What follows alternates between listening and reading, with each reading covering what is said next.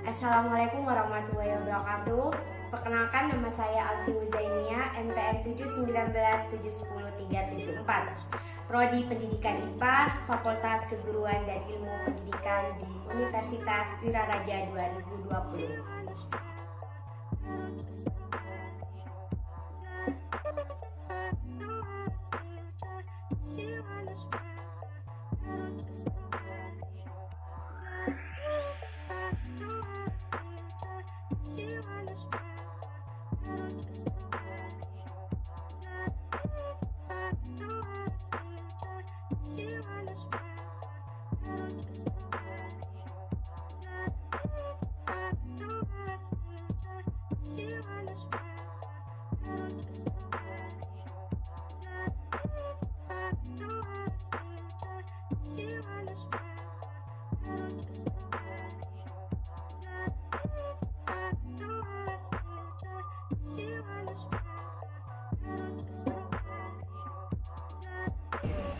Di sini saya akan mengambil tumbuhan paku.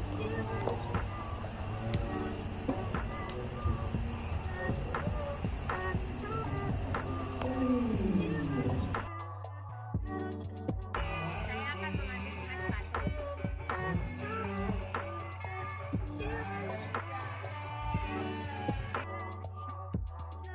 Selanjutnya saya akan mengambil gelang.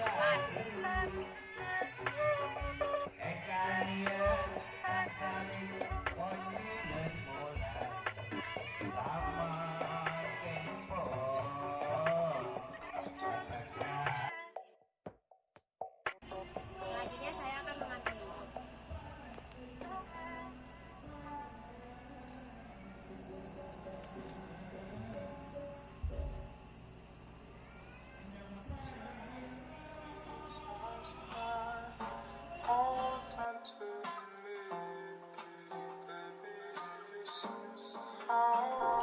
Pertama-tama, saya di sini akan menjelaskan tentang morfologi tumbuhan paku. Menurut Raven et al. Tahun 1992, tumbuhan paku merupakan kelompok tumbuhan peralihan antara kelompok tumbuhan bertalus dengan tumbuhan berkonus. Tumbuhan paku ini menghasilkan spora sehingga sering disebut dengan Cormophyta berspora.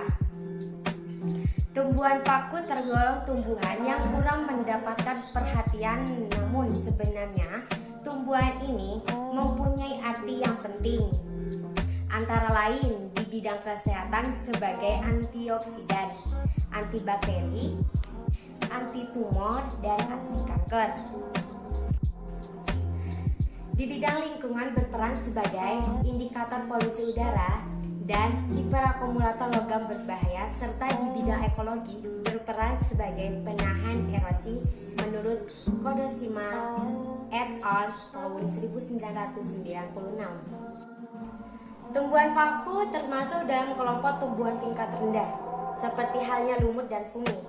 Dalam perkembangbiakannya secara generatif, tumbuhan paku menggunakan spora ini, hal yang membedakannya dari kelompok tumbuhan tingkat tinggi yang berkembang biak menggunakan biji. Namun demikian, tumbuhan paku sudah termasuk tumbuhan berkomus atau tumbuhan dengan sistem pembuluh sejati, yang mana bagian-bagian utama dan sebagai tumbuhan sudah dapat dibedakan, yaitu akar, batang, dan daun menurut Jastrow-Pomo tahun 2009. Tumbuhan paku sangat beragam apabila ditinjau dari aspek habitus ataupun morfologinya. Ada jenis-jenis tumbuhan paku dengan struktur yang sederhana berukuran kecil dengan daun-daun yang kecil. Ada pula yang besar dengan ukuran daun yang panjang dan lebar dengan struktur yang rumit. Berdasarkan cara hidupnya dan jenis-jenisnya paku yang hidup di atas tanah atau terestrial, ada yang hidupnya menumpang pada tumbuhan lain atau epifit, dan ada paku air atau higrofit. Keberadaan tumbuhan paku yang beragam ini dapat dijumpai dari daerah beriklim tropis maupun daerah subtropis. Kelompok paku terestrial dengan tangkai daun atau rachis dan stipe berwarna coklat yang tumbuh tegak. Daun majemuk berwarna hijau, permukaan atas berlarul duduk daun berseling. Tepi daun rata agak bergelombang. Ini. Ujung anak daun meruncing. Susunan daun lebih panjang pada bagian pangkal tangkai daun dan lebih pendek ke arah ujung daun dan meruncing ke arah ujung tangkai daun. Daun steril dan daun fertil berukuran hampir sama. Serus terletak pada permukaan sebelah bawah daun, berwarna coklat, berbentuk bulat, tersusun rapi, dan kedua sisi tepi daun dari pangkal hingga ujung anak daun atau pina.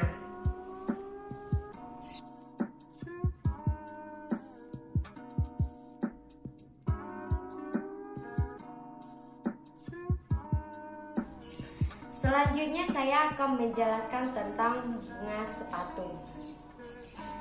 Hibiscus rose sinensis L atau yang lebih dikenal di Indonesia dengan sebutan bunga sepatu merupakan salah satu tanaman hias berbunga indah yang banyak dibudidayakan hampir di seluruh negara tropis dan subtropis.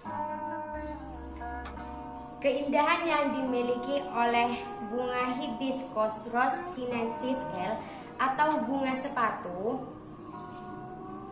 terdapat pada keragaman bunga berupa bentuk dan warna bunga. Hingga tahun 1992 di Hawaii telah tercatat lebih dari 3.000 varietas Hibiscus rose sinensis L. Menurut Beers dan Howe tahun 1990. Keragaman bentuk bunga sepatu yang umum diamati di alam adalah tanaman dengan tipe bunga single dan double. Tipe bunga single merupakan bunga yang memiliki satu lingkar corolla dengan 5 petal atau petal pentamerous, memiliki tangkai stamen yang saling berdekatan, membentuk staminal kolom, dan 5 kepala putih atau stigma yang saling terpisah.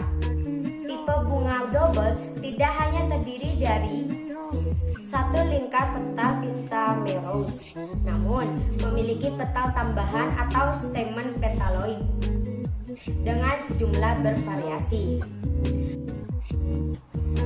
Selain kedua tipe bunga yang umum diketahui tersebut, ditemukan bentuk peralihan antara kedua tipe bunga single dan double yang disebut crested. Tipe bunga crested pada dasarnya sama dengan bunga single, namun sebagian stamina kolomnya mengalami perubahan struktur menyerupai petal atau stamen petaloid. Menurut buku Flora Van Stenis tahun 2006 halaman 281 menjelaskan bahwa karakter morfologi bunga sepatu merupakan perdu dengan tinggi 1-4 meter. Daun bertangkai, bentuk bulat telur atau ovatus, meruncing atau acuminatus, kebanyakan tidak berlengkung. Tepi daun bergigi kasar dan ujung runcing. Pangkal bertulang daun menjari. Memiliki daun penumpu bentuk garis. Tangkai bunga beruas, bunga berdiri sendiri atau sedikit menggantung. Memiliki ekspikal 6-9 buah. Berbentuk lancet garis, hampir selalu lebih pendek daripada kaliks. Kaliks bentuk tabung setengah berancap 5. Corolla berbentuk bulat, telur berbaling seperti baji dengan panjang 5,5-8,5 cm. Warna bunga merah dengan noda tua pada pangkal, jingga atau kuning. Stamina kolom sama panjang dengan mahkota bunga.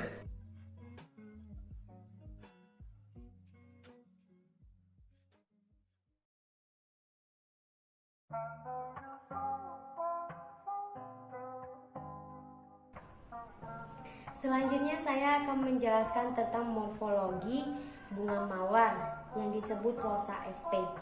Dijuluki ratu segala bunga karena keindahannya, keagunannya, dan keharumannya. Tanaman hias ini memiliki nilai ekonomi yang tinggi, diminati konsumen dan dapat dibudidayakan secara komersial dan terencana sesuai dengan permintaan pasar. Menurut Santika tahun 1996. Bunga mawar atau Rosa sp merupakan salah satu bunga potong yang banyak diminati masyarakat, yang seringkali digunakan sebagai bunga penghias acara formal seperti seminar atau lokal karya maupun non-formal seperti pengantin dan beberapa acara adat. Jika acara telah usai atau bunga mawar disimpan atau dipajang beberapa hari, akan menjadi layu dan jatuh harga jualnya. Padahal bunga mawar sortiran atau tidak segar lagi tersebut ternyata masih mengandung pigmen antosianin berjenis malvidin dan siadin glikosida menurut Saati tahun 2011.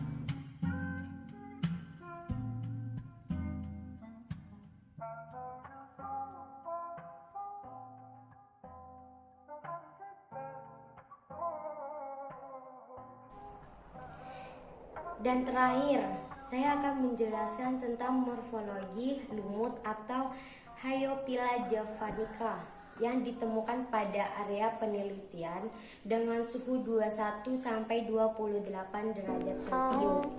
Intensitas cahaya 178 lux, kelembapan udara 85%, kelembapan tanah itu 1,5 sampai 2 dan pH tanah 6,7 sampai 6,8. Ketinggian tempat itu 960 sampai 975 mdpl. Lumut Hyophila javanica terdapat di batang pohon atau di batuan. Daun tumbuhan lumut ini kecil dan menumpuk apabila dilihat dari atas, dan daun bagian ujung atau daun muda nampak seperti kristal. Memiliki ukuran yang kecil, yaitu panjang daun berkurang 2 sampai 5 mm menurut Catalog of Life tahun 2015. Lumut Hyophila javanica memiliki warna hijau tua, tersusun daunnya tampak berselang-seling dengan sangat rapat sehingga terlihat saling menumpuk. Ketika kering, daun terlihat berantakan, sedangkan ketika dalam kondisi basah, bentuknya tegak dan menyebar. Bentuk daun memanjang dengan tepi daun rata, ujung daunnya membulat. Pada saat melakukan penelitian belum terdapat fase saprolit. Menurut Tiara Kusumawati dan kawan-kawan tahun 2016.